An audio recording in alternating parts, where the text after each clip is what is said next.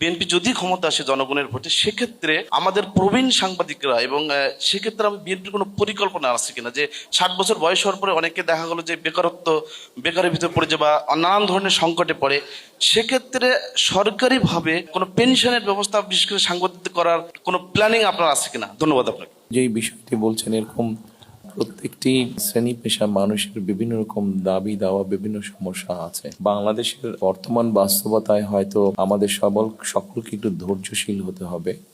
কারণ আপনি নিজেই বললেন বা অনেকে বক্তব্য বলেছেন, বিগত 15-16 বছর ফ্যাসিস্ট আমলে যেভাবে দেশ থেকে দেশের সম্পদ পাচার হয়ে গিয়েছে, স্বাভাবিকভাবে আমরা যদি শক্ত ধৈর্যশীল হই, রাদার আমরা যদি জন এফ কেনেডির ওই কথাটা বলি যে রাষ্ট্র আমাকে কি দিল তা না, আমি রাষ্ট্রকে কি দিতে পারি, সেক্ষেত্রে হয়তো আমরা ধীরে ধীরে হলেও একটা বেটার অবস্থান গড়ে তুলতে পারবো এবং তখন সকলকে আমরা একটা সুবিধাজনক অবস্থায় নিশ্চয়ই নিয়ে যেতে পারবো।